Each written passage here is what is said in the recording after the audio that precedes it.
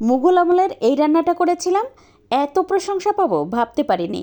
আজকের রান্নার জন্য একটা স্পেশাল মশলা তৈরি করে নেব। তার জন্য নিয়ে নেব 1 টেবিল চামচ পরিমাণ গোটা ধনে জিরা, সাথে দিয়েছি একটা স্টার অ্যানিস, একটা কালো বড় এলাচ, জয়ত্রীর ফুল অর্ধেকটা, আর কয়েকটা কালো গোলমরিচ।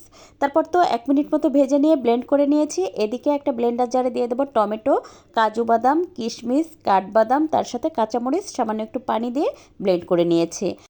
এদিকে হাড় চর্বি সহ মাংস নিয়েছি, দিয়ে দিলাম স্বাদমতো লবণ, আদা রসুন বাটা, ভেজে রাখা মশলা, তার সাথে দিয়েছি ব্লেন্ড করে রাখা মশলা, সেই সাথে টক দই দিয়ে ভালোভাবে মেখে 1 ঘন্টার জন্য রেস্টে রেখে দেবো ঢাকনা দিয়ে ঢেকে। 1 ঘন্টা পরে চুলায় একটা প্যানে তেল আর ঘি দিয়ে দেবো, সাথে দিয়ে দেবো এলাচ, দারচিনি, লবঙ্গ, তেজপাতা, সেই সাথে পেঁয়াজ কুচি দিয়ে একেবারে ব্রেস্তা করে ভেজে নিয়ে দিয়ে দেবো আগে থেকে মেখে রাখা মাংস। তারপর তো চুলার আঁচ মিডিয়াম রেখে এটা রান্না করে নেব আর বারবার নেড়ে দেব। যখন মাংস থেকে এই যে এরকম পানি ছেড়ে দিবে তখন তো চুলাটা স্লো করে দিয়ে মাংসটা পুরোপুরি সিদ্ধ হওয়া পর্যন্ত রান্না করে নেব। কারণ এই রান্নায় কোনো প্রকার পানি ব্যবহার করব না। নামানোর আগে দিয়ে দিলাম ঘি, কাঁচামরিচ আর ধনেপাতা কুচি।